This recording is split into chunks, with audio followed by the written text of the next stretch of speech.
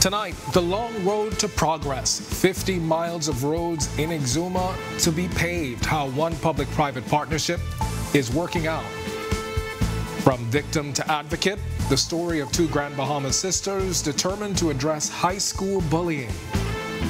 Behind schedule, but pushing ahead. We have an update tonight on roadworks on Village Road. And then in our news at 7:30, a facelift for downtown Freeport. Hear about the plans to spruce up the second city. Our news live at 7 starts now.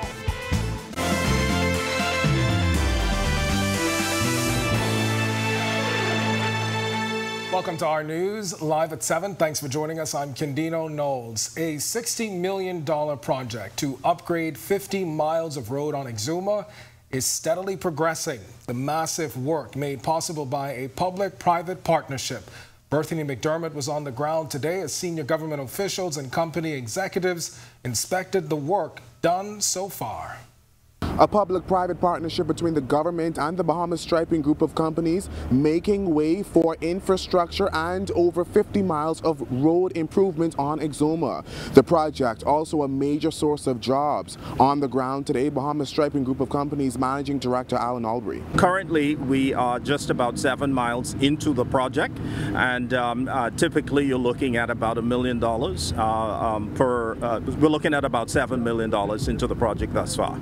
The road project is expected to be completed by 2024, but amid inflation and supply chain challenges due to the ongoing Russian war in Ukraine, Albury says they've run into some difficulties. We've had our team analyze what is happening in the marketplace, and we've just increased our lead times and our buying times to ensure that we are able to keep the project moving. Works and Utilities Minister Alfred Sears among officials visiting Exuma today, the minister revealing the installation of drains and adjustments to the roads in low-lying areas to mitigate against flooding. Based on studies, those areas of the road have been elevated, and that is to give it more resilience and more sustainability.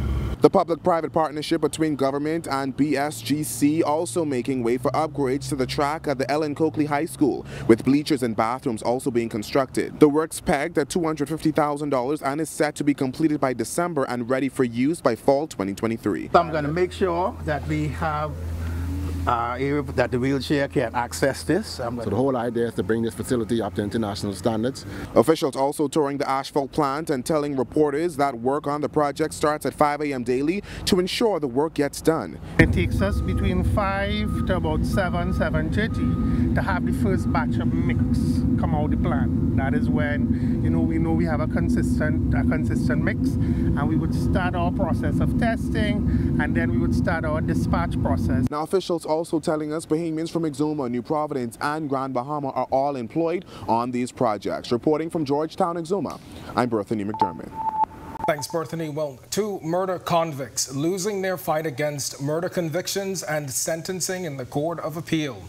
Stanford Pinder and Leroy Folks were convicted in 2019 for the murder of Leonardo Sweeting and the attempted murders of 3 others, including a 1-year-old girl. The case dates back to February 23, 2017, when the two opened fire on a home in Scott Street. Sweeting, who was paying his respects to a deceased relative, was killed. The others were seriously injured. Eyewitnesses identified Pinder and Folks as the shooters. Pinder is now in a wheelchair after contracting spinal tuberculosis while in custody. He's serving a 30-year prison sentence for the murder and at the same time 20 years for the attempted murders. Folks, who was 16 at the time of the shooting, was sentenced at the court's pleasure. After 20 years, his sentence will be reviewed in 5-year intervals. He is serving 15-year concurrent sentences for the attempted murders. The 3-judge panel ruling that the evidence at the trial supported the convictions. They also ruled Pinder's condition did not warrant a reduction in his sentence due to the heinous nature of his crimes. Meanwhile, the country's growing crime problem taking center stage today as youth in Parliament got underway in the House of Assembly this afternoon. Jamila Missick reports on the session that saw a heartfelt and passionate debate. 39 young representatives making recommendations to help combat crime at this year's Youth in Parliament. Marathon Youth MP Shemaiah Miller highlighting that the Bahamas' murder count is in the triple digits, with most of them taking place in the nation's capital. He says more must be done. Shooting to kill is not going to help us, Mr. Speaker. Locking the country down is not going to help us. But what is going to help is the introduction to stiffer laws to deal with the perpetrators. The youth parliamentarians also addressing the amount of young people that have been killed in the country, as well as the age of those persons committing the crimes. We, the Bahamas, Mr. Speaker, is in a dire state because a country that cannot protect its young people is heading for disaster. As our children are our future leaders. I advise accelerating investments in agriculture, manufacturing, and industrial businesses is a must. This is a great way to garner jobs for more unemployed youth of our country, rather than focusing solely on the tourism industry. We must grow what we eat what we grow, wear what we make what we wear, package what we present, and present what we package. This must be the Bahamian way. And then there's the issue of gun violence. Fort Charlotte Youth MP Ryan Munnings proposing this recommendation. Stricter gun legislation is the key to the door of the future, allowing Bahamians to see the real potential and seeing how safe the Bahamas truly can be. Therefore, I propose that the Bahamian government increase the laws of gun control in our country. With stricter laws and legislation on gun control, it will ensure the safety of our residents. On Monday, a number of young representatives will conduct similar presentations at Youth and Senate. Reporting for Our News, I'm Jamila Missick. All right, some bright future leaders there, and still focused on the youth perspective. ABC is the acronym for the Anti-Bullying Club, started by twin sisters Jada and Jarrell Strawn. Our Megan Shepard spoke with co-founder Jarrell Strawn, who says she believes the vexing issue can be eradicated. It started in primary school when Jada Strawn became the victim of bullying. In high school, she entered a pageant and her platform focused on bullying. From there, the Anti-Bullying Club was started at St. George's High School along with her sister, Jarrell. Jarrell, now in university, says the club has grown to schools across Grand Bahama. A lot of the students were so comfortable talking to us because we're the same age, so they have better conversations with us instead of going to a teacher who they might feel might not get them as, a way a student might get another student. To parents, Strawn says you must create open lines of communication, be cognizant of your child's moods, and be aware of their friends. Get into their personal phones and see what's going on, the conversations they're having, the people they're connecting with on social media. You have to monitor those things because they might not show it, but they might be dealing with that on the low. Or if they are showing it, you have to just talk to them and communicate. Strawn says although bullying is a challenge in local schools, she is confident that it can be eradicated. It starts with the person. We have to make them comfortable enough to talk to someone. It all starts with just talking. And friends can help as well by just being a support system to each other. Here's her challenge to school administrators and parents alike. Just take more action and let them know that consequences are present. If something is happening, that there will be a consequence to what you do. And this can be detention, this can be suspension, or even in most cases, you can get expelled for this. So the schools have to take action. Parents must take action. Students must be accountable. Reporting for Our News, I'm Megan Shepard. Well, it's time now for your first look at temperatures across the country. Meteorologist Greg Thompson, he is standing by in the Weather Center with your extended look. Greg? Thanks, Gideon, and a happy TGIF, everybody. Another beautiful evening on the outside right now. Temperatures at 82 degrees, and it's a little on the breezy side with a few clouds floating out there from that northeasterly flow. Your winds out of the northeast at 14 miles per hour, and your feels like temperature hanging out in the mid-80s, 85 degrees. Family Island temperatures around the northwest Bahamas right now. It's 80 degrees in Freeport, Grand Bahama, 82 in Marsh Harbour. Then we pick up 83 in Allenstown, Bimini, as well as in Governor's Harbor, Eleuthera, Great Harbor Key 85, Nicholstown, and here in the capital we are at 82. In the central Bahamas, temperatures low to mid 80s there as well, 81 in Kemps Bay, 85 in Allenstown, Bimini, we pick up 83 in Georgetown, 81 in Cubantown, San Salvador. Across in Deadman's Key, you are 85 at this hour under the southeast Bahamas, 80 in Duncantown, Ragged Island, 81 in Colonel Hill, Crooked Island, Delectable Bay, 80 Acklands, 85. Pair of 83s in Abrahams Bay, Maguana, as well as in Turks and Caicos, Providenciales, and the deep south, Inagua, you are rounding out our temperature profile at 83 degrees. Satellite view around the islands today, quiet. Just another quiet day as high pressure ridge is in charge, and that's providing us with a dry air mass, but that northeasterly flow is giving us a little bit of a breeze, so we could see some what's left of the low level moisture move across us, maybe a spotty shower or two throughout the island chain tonight, and that will repeat once again tomorrow with the high pressure ridge building across us at the surface and in the upper level. So blue skies, lovely beach weather for the weekend, so get out and enjoy it. That's your first check on weather. Stick with us and look at the tropics, and your extended forecast is still to come. Still to come on our news, a crane operator killed today after a freak accident at a storage site. Growing pains, how one well-known venue is trying to manage the ongoing and delayed roadworks on Village Road. And employees of the Cable Bahamas group of companies get to dunk on the boss. For a good cause, of course. We've got the story coming up when Our News returns.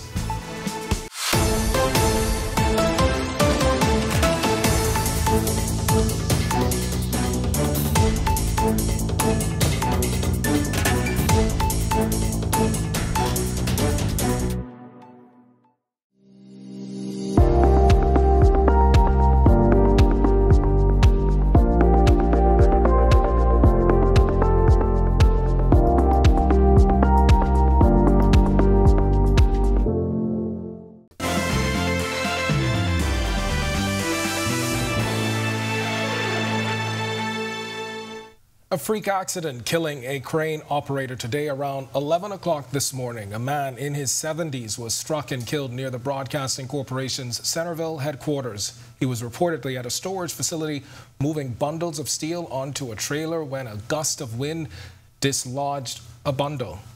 While attempting to get out of the crane, he was reportedly struck and killed. He died instantly. The coroner is now investigating. A research unit responsible for the collection of data on violence against women and children is on the horizon for the Ministry of Social Services. This is Minister Obi Wilchcombe sounding the whistle on the lack of data this week. Wilchcombe confirming that there is now a legal unit in place that will assist police with their investigations into those cases. We're bringing in lawyers and we're bringing in some investigators to ensure that we are ourselves more active so that we can contend with the issues so they don't go on and drag on for long periods of time. The Social Services Minister also pointing to vulgar music as one of the reasons for violence in the country. For the full story, be sure and stay tuned to Our News at 7:30 with Atalia Hall. Now to existing infrastructure work here in the capital, as Village Road has been a construction site for months, but recent demolition and clearing of a section of the iconic entrance to the Bahamas National Trust Retreat Gardens was a surprising and sore sight for many this week. Marlena Leonard visited the gardens for more on this. Our entrance does look a little bit different this year. The roadworks needed, a part of the roadworks included the installation of a roundabout, and so they have begun working on that part of the project. And so we've had to remove a small portion of the retreat entrance wall and a small portion of vegetation at the front. Bahamas National Trust officials did their best to minimize the impact of the Village Road Improvement Project on their retreat gardens, according to Bahamas National Trust Senior Communications Officer Elijah Sands. BNT has been working with the Ministry of Works and the government for quite some time to try and minimize the impact of the project on the retreat. We felt like our negotiations were heard, and whilst we would have hoped for a different outcome, we still think to allow the project to go on, the decisions were made, and so the roadworks will continue. And so again, only a small portion of vegetation was translocated to a different area of the park, and a small portion of the retreat wall was removed. Many have had a close eye on the Village Road Improvement Project since earlier in the year, when the removal of a historic silk cotton tree inspired many to raise questions across across social media platforms. But there is good news for these trees. Now, even though the construction site looks pretty dramatic, Sands assures us that those native plants have been relocated somewhere else in the park and have not been destroyed. Reporting for Our News, I'm Marlena Leonard. When our news comes back from the break, we turn our spotlight to stories making headlines across the world as several cities in China go back into lockdown as COVID-19 reemerges. Plus, the Prime Minister to lead 70 members in a delegation to COP27, all to advance the fight against climate change. Details of the trip to Egypt coming up. And paying the price for being the boss. Cable Bahamas employees get to dunk on bosses today, helping to raise money for a good cause. The details when Our News returns.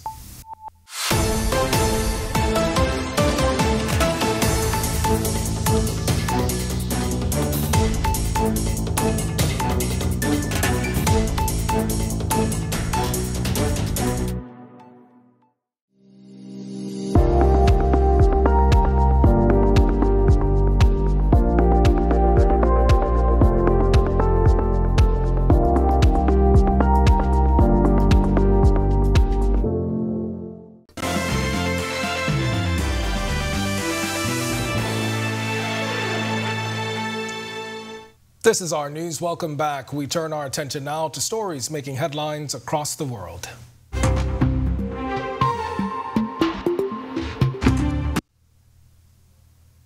The city of Wuhan is among dozens of cities in China back in lockdown in response to Chinese leaders' zero COVID policy. More than 800,000 people in one district in Wuhan were told to stay home until October 30th. It comes as China reported a third straight day of more than 1,000 cases. Earlier this month, President Xi Jinping signaled there would be no easing up on the police, calling it people's war to stop the spread of the virus. One local telling Reuters News, we feel numb to it all. Yes, I'm worried. Of course worried. I've been impacted by it. I've been quarantined twice this year. I'm basically afraid to go out and have dinner with my friends because it may affect my work. This is the situation now. There is, because my boyfriend, who just graduated from graduate school, has been looking for a job this year. In addition to job opportunities in Beijing, he is also looking at other cities as well. He doesn't dare to attend face-to-face interviews now, so he's basically had to turn them down. So, it has had a big impact on his employment prospects. For us living in Shanghai, we've all been through the 3-month lockdown. I don't think there will be a citywide lockdown now, but quite a few of us are already actually still being kept at home on a regular basis, after you scan the place's health codes, which notifies you to isolate. There are pros and cons, I guess. It would affect some of our travel anyway, including business trips and so on. So, I still hope this will be sorted out as soon as possible. A 38-year-old woman will serve a life sentence for murdering and decapitating a friend before putting her in a suitcase and dumping the body. At the sentencing, carried live on television, the judge told Gemma Mitchell that given the aggravating factors of the killing, she was extremely devious. Mitchell became the first murderer and first woman to be sentenced on television in England and Wales, as cameras are now allowed into courtrooms. Quite apart from anything else, I am driven to the conclusion that you are extremely devious. You have shown absolutely no remorse, and it appears that you are in complete denial as to what you did, notwithstanding what, in my judgment, amounted to overwhelming evidence against you. The sentence of the court is one of life imprisonment, and the minimum term of imprisonment that you will in any event be required to serve will be 34 years. The world's richest man, Elon Musk, has completed his $44 billion takeover of Twitter. Musk tweeted, "The bird is free," later saying, "Let the good times roll." A number of top executives have reportedly been fired. 2 executives were escorted out of Twitter's San Francisco headquarters. The sale ends months of legal wrangling, but has prompted questions over the future direction of the social media platform. Twitter's co-founder confirming the executive departures in a tweet, calling them massive talents and beautiful humans. The goal that I have, should everything come to fruition with Twitter, is to have a service that is as broadly inclusive as possible, where ideally most of America is on it and talking, and having facilitating just discussion between people and sharing ideas and content and creative things, whether they're written or video or podcasts. The government hopes 2 new discoveries will signify the expansion of Guyana's petroleum reserves. This as the Ministry of National Resources welcomed ExxonMobil's latest oil discoveries in the Stabroek Block.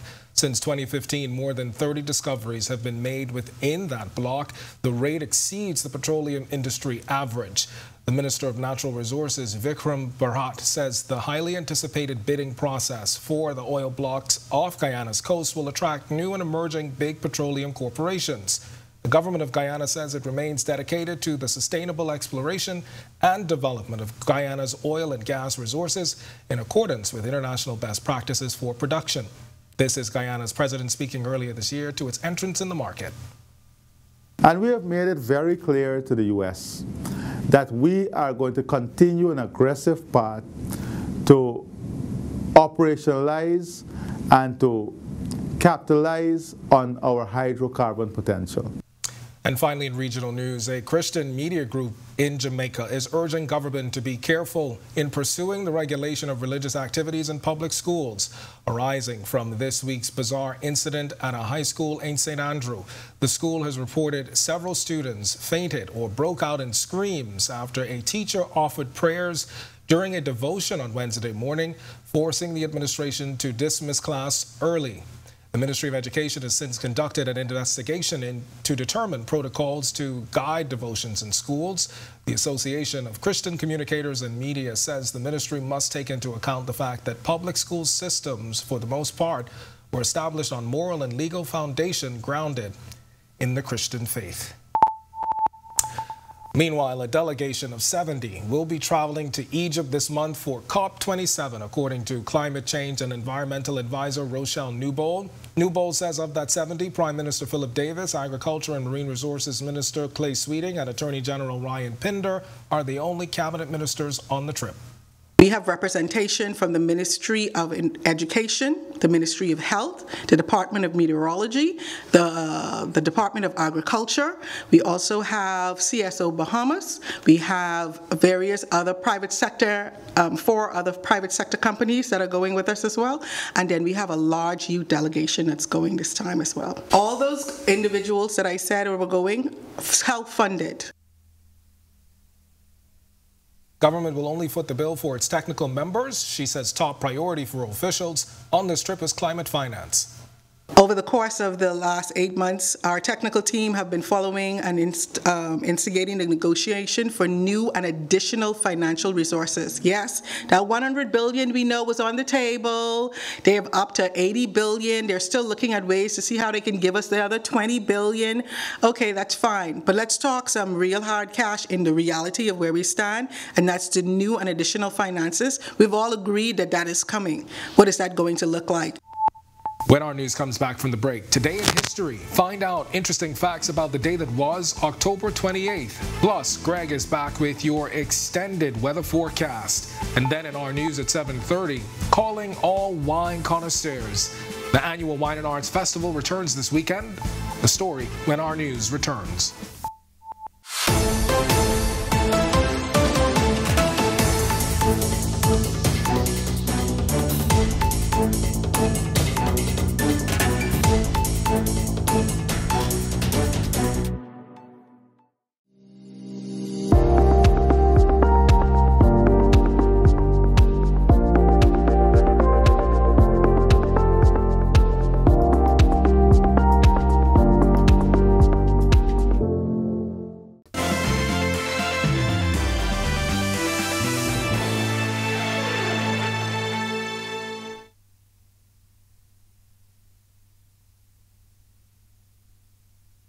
June is dedicated, a university founded, and a spaceship launched. Take a look.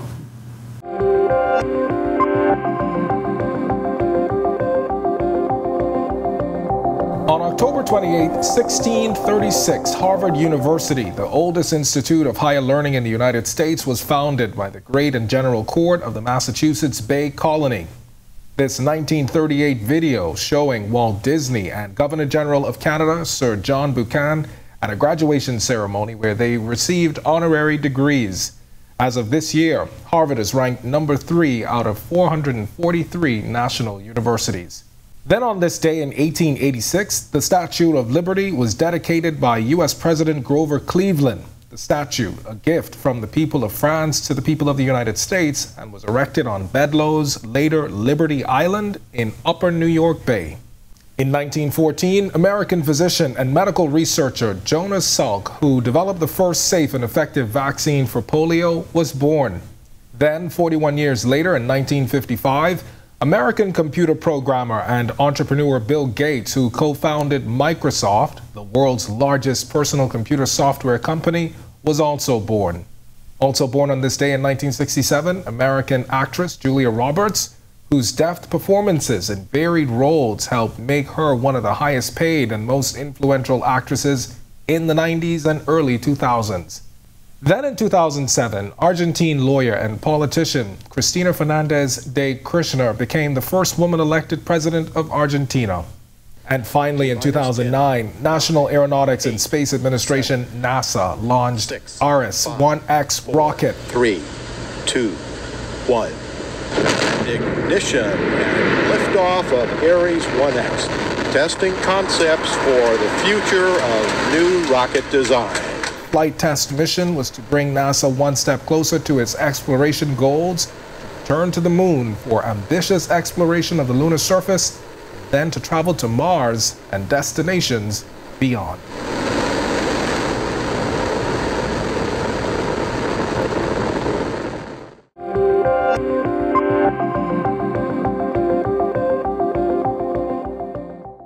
All right, well, Cable Bahamas employees threw water balloons and dunked bosses this afternoon in a Soak Your Boss fundraiser for their Connecting the Cure initiative.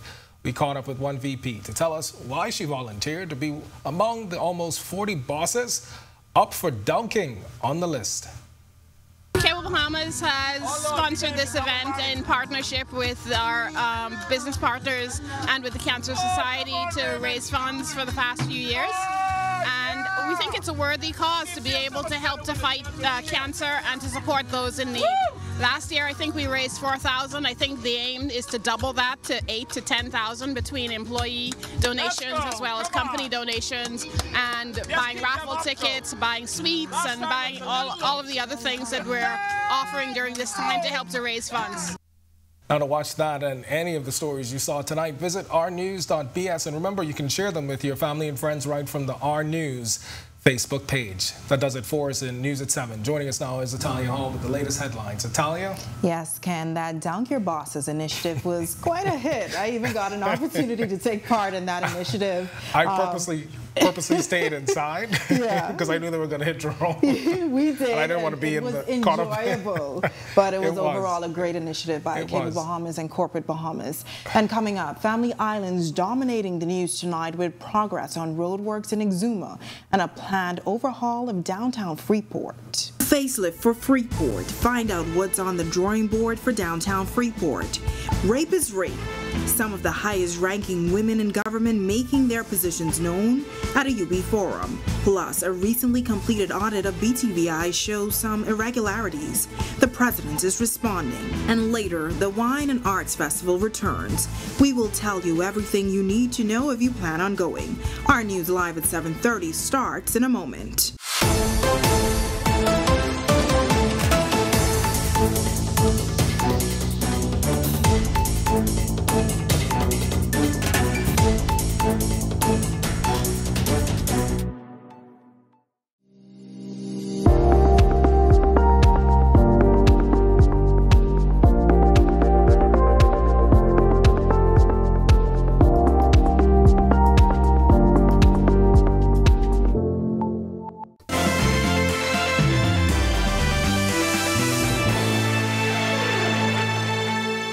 Welcome to our news live at 7:30, and thank you for joining us. I'm Natalia Hall. There's a new leader of the Downtown Freeport Business Association, an extension of the Invest Grand Bahama promotional unit that's been serving downtown Freeport for over a decade.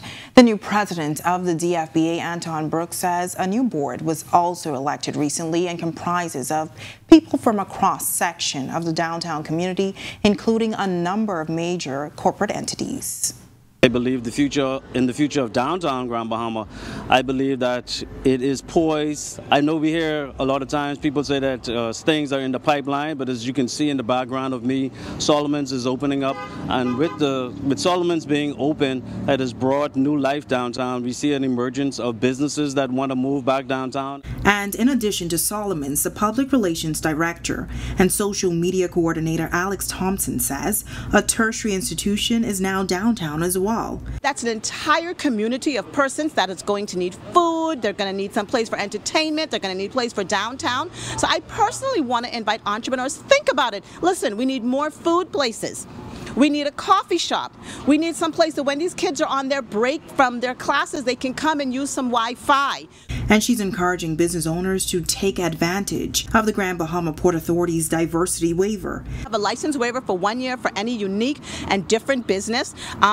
For example, people may want to come in and open up a yoga studio downtown, because you're going to need a break. People are going to have that. You may want to open a gym downtown. There's space here for it. There is opportunity here, and the people are here. When you want to come before the prices increase. Solomon's is going to be open shortly, and the minute that traffic starts flowing in here, landlords have already started updating their buildings. Now, the president of the organization is asking for an extension on the Special Economic Recovery Zone SERS order. That order will allow for the continuation of duty-free and value-added tax-free importation of several items, including household furniture, hardware supplies, and building materials. Help Grand Bahama keep the momentum that it has. I think it's keeping shoppers at home, and we need shoppers to stay at home to keep our businesses afloat. And I would like to see the government extend the SERS order for another year or two. A $60 million project to upgrade 50 miles of road on Exuma is steadily progressing. The massive work made possible by a public-private partnership between the government and Bahamas Striping Group of companies. The project, a major source of jobs. Senior government officials in Bahamas Striping Group of companies Managing Director Alan Albury were on the ground today. Currently, we are just about 7 miles into the project, and typically you're looking at about $1 million we're looking at about $7 million into the project thus far. The road project is expected to be complete by 2024, but amid inflation and supply chain challenges due to the ongoing Russian war in Ukraine, Albury says they've run into some difficulties. Meanwhile, Works and Utilities Minister Alfred says revealing the installation of drains and road elevation to mitigate flooding.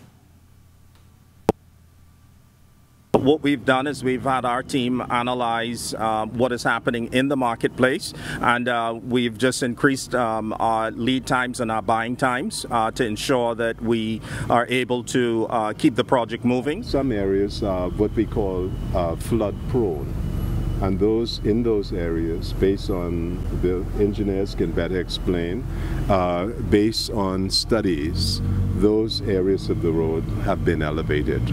And that is to give it more resilience and more sustainability. Now, the public-private partnership between the government and BSGC also making way for upgrades to the track at the L.N. Coakley High School, with bleachers and bathrooms also being constructed. The work's pegged at $250,000 and is set to be completed by December and ready for use by fall 2023.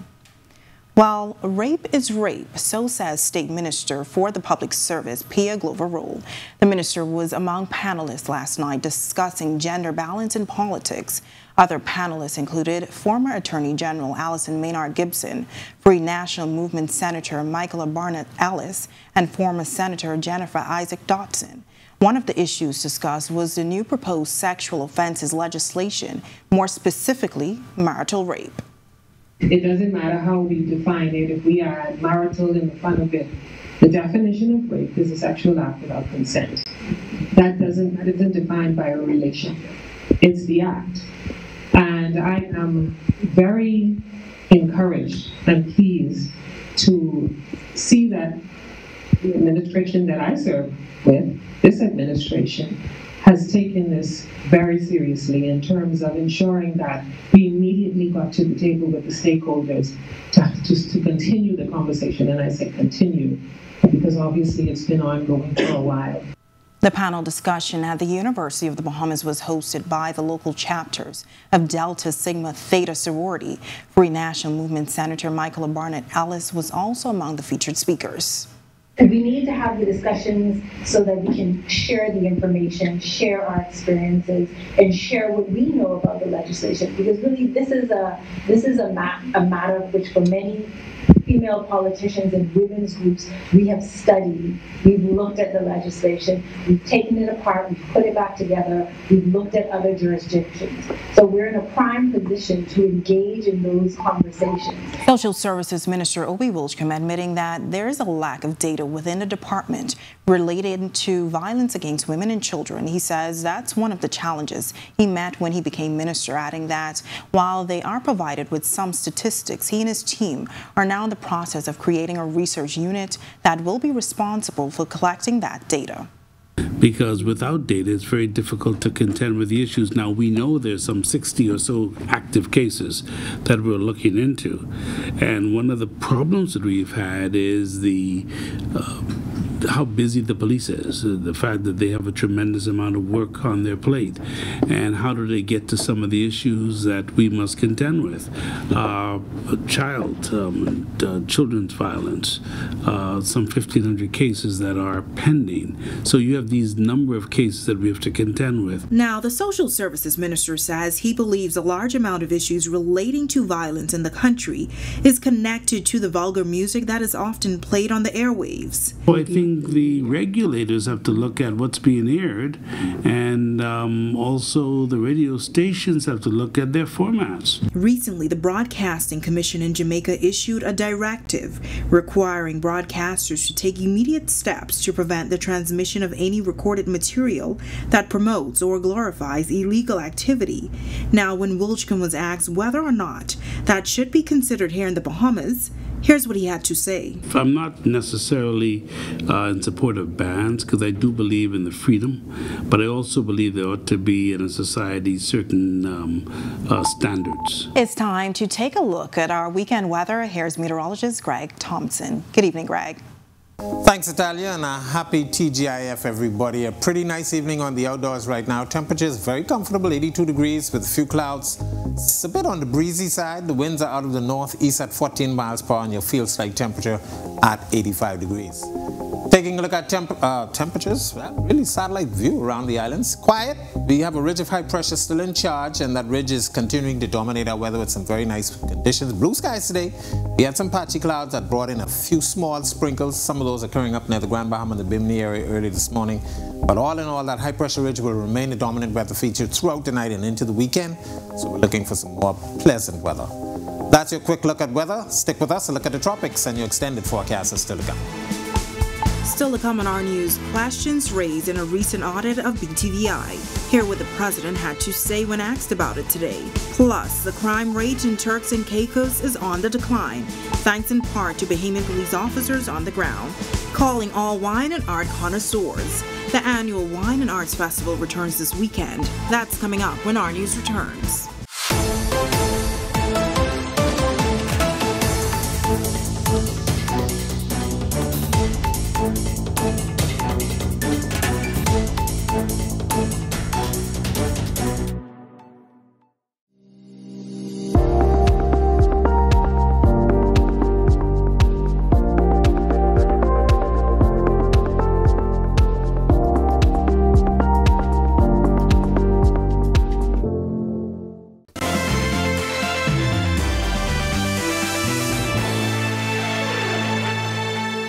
A recent audit revealing that staff members at the Bahamas Technical and Vocational Institute were overpaid by some $100,000 between October 2019 and July 2020. Now, the audit examined BTVI's fiscal periods for the years 2018 to 2019, 2019 to 2020, 2020 to 2021. The audit also revealed that the employees whose contracts were already expired were still working without new contracts. The institution's interim president, Dr. Linda Davis, says there's a new board in place that is currently reviewing that report and will provide a formal communication in the coming weeks. You're aware that the former president would have made some commentary, but we would wish to allow the current board to review, after which a full disclosure will be made. We can anticipate that within the next couple of weeks, definitely before the Christmas, and we shall make a communication that will be transparent and above board. Well, the Bahamas Technical and Vocational Institute and LJM Maritime Academy signing a 3-year memorandum of understanding this morning, signaling the rebirth of 2 workforce readiness programs. In this report, our Megan Shepard tells us that officials are excited for the opportunities that will come out of this partnership. The signing of a memorandum of understanding between BTVI and LJM Maritime, breathing new life into a workforce readiness maritime technical preparatory program for BTVI and a maritime technical core program for LJM. BTVI's interim president, Dr. Linda Davis, noting that the Bahamas has the 3rd largest shipping registry in the world. This partnership arrangement is the marrying of tools and technology to help close the skills gap. Strengthening the maritime workforce is indeed noteworthy. There are opportunities in the industry, inclusive but not limited to construction laborers, welders, plumbers, electricians, pipe fitters, diesel mechanics, and the list goes on. LJM Maritime Academy President Dr. Brenda May-Claire explained this is the 2nd signing of an MOU between the 2 institutions, the first taking place in 2016. Students completing studies at BTVI are now able to supplement the technical trade skills which they obtain at the Bahamas Technical and Vocational Institute with short-term maritime-related training and certification. LJM Board Chairman Chandler Sands also revealing some startling statistics as it relates to the makeup of the workforce in the local industry. Atlantis and Bahamas, about 5,000 or 6,000. Every week, 18,000 on Prince George Wharf. Of that 18,000, less than 30 were Bahamian. That's right. Let it sink in. What this partnership is cementing is an opportunity to train Bahamians to compete for those 18,000 jobs. Executives are encouraging more Bahamians to take advantage of the opportunities available in the thriving industry. Reporting for Our News, I'm Megan Shepard. When our news comes back from the break, find out how our police officers are making an impact on the crime in the neighboring Turks and Caicos.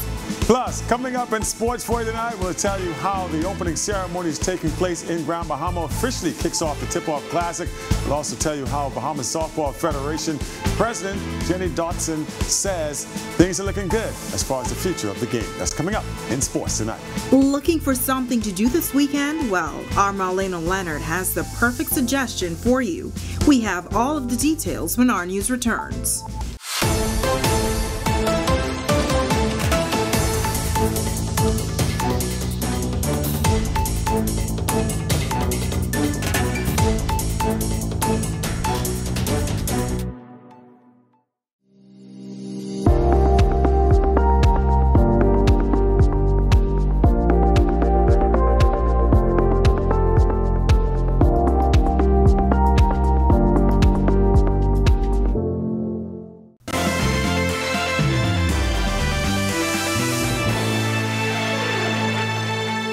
This is our news. Welcome back. Anti-crime operations in the Turks and Caicos Islands are said to be showing some results as police are reporting a drop in criminal activity.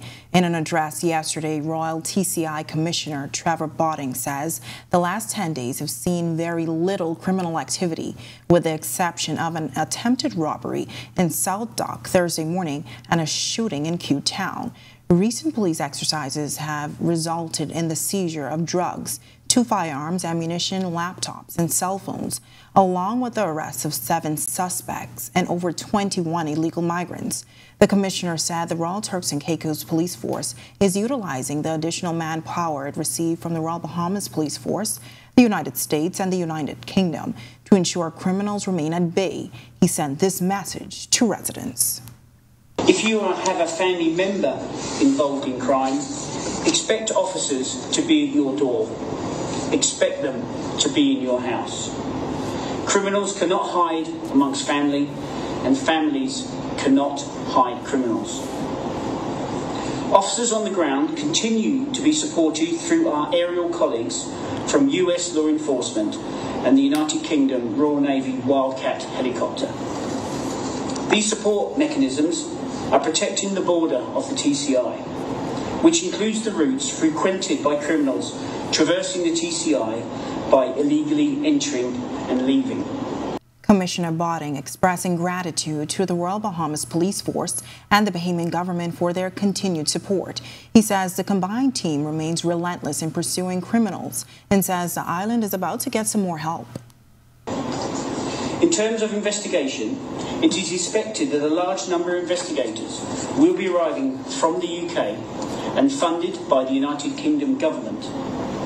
These officers will support our local investigation teams, ensuring the results of their hard work is supported by robust and thorough investigations, thereby causing criminals to face the full force of the law. The St. George's High School gym in Grand Bahama, my hometown, the place to be last night as the Tip-Off Classic officially opens. Meanwhile, the locker room BSF president, Jenny Isaac Dotson, talks the state of the game. Marcellus Hall is up now with a check on sports. All right, thanks, Natalia. Welcome to our Sports on a Friday, everybody. I'm Marcellus Hall. Hope you guys enjoyed the edition of the Locker Room this week. Meanwhile, though, we do have some stuff to get to. This weekend in Grand Bahama, busy one as the Tip-Off Basketball Classic continues with high school athletes from around the New Providence and Grand Bahama area. As it stands, opening ceremonies taking place last night. Let's take a look. Open ceremonies for the Island Cares Tip-Off Basketball Classic taking place last night over to St. George's High School. The event was well attended. On hand, a number of fans and dignitaries, including the Minister of Grand Bahama, the Honorable Ginger Moxie, who spoke at the proceedings. And I'm pleased again to join you this afternoon to officially open this prestigious tournament. On behalf of the government of the Bahamas, I extend congratulations to the organizers and participants. Sports is key to the growth and vitality of our nation. We recognize the wealth of the nation is founded in the nation's wellness and health. And so, of course, I stopped by today to support and to let you know that my government is very committed to sports and to you, young men. Meanwhile, on today's edition of The Locker Room, President of the Bahamas Softball Federation, Jenny Isaac Dotson, coming by to talk about the state of the game and what direction they hope to head in the near future. Well, we're planning an all-star tournament the weekend of the 11th and 13th. Okay. And we're inviting all of the family islands to participate, including, of course, Grand Bahama and Providence. And so we're looking forward to that weekend and having some exciting stuff. And that is your look at sports here on this Friday. I'm Marcellus Hall. Have a great weekend. Back to you, Italia. Still ahead on our news tonight, if you like fine wine and good art, our final story of the night is just for you. Plus, everything you need to know weather-wise to plan your weekend activities. That's coming up when our news returns.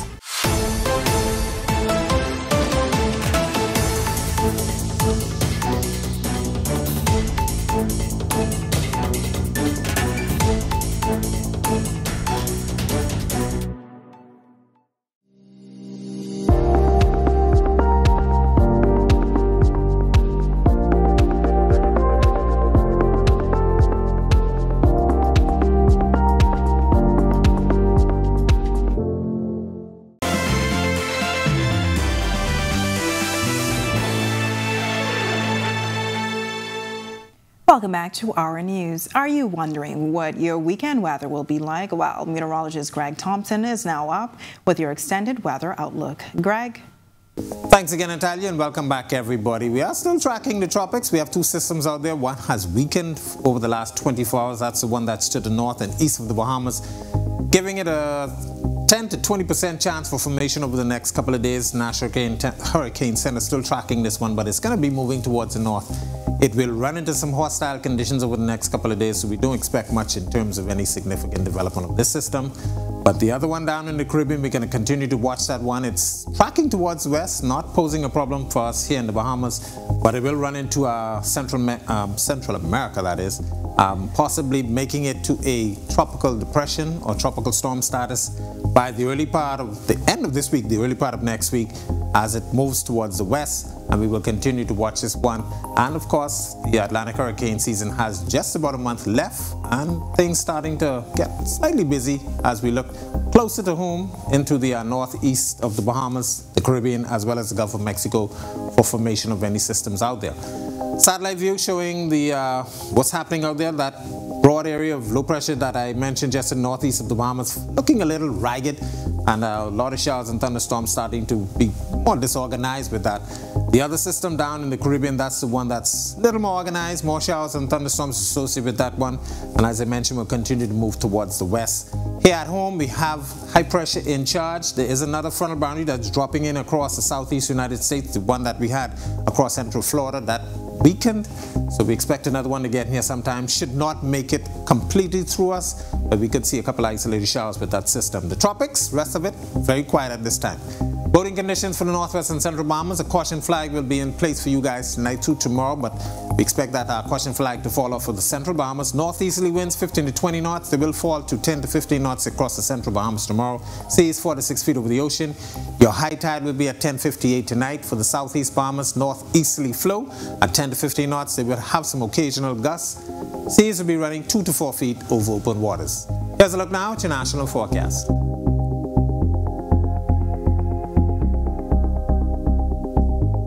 In your extended forecast, we could see some spotty showers tomorrow, straight one, mostly sunny with an isolated thunderstorm on Sunday, but high pressure will once again build back in across our area. We're looking for some very beautiful weather conditions across the next couple of days, and those temperatures will be very nice during the daytime. That's a look at our weather. Make it a safe night and have a great weekend, everybody. Thanks so much, Greg. Well, the Wine and Art Festival is back for the first time in 2 years, and the Bahamas National Trust says this year will be bigger and better than ever. Marlena Leonard reports.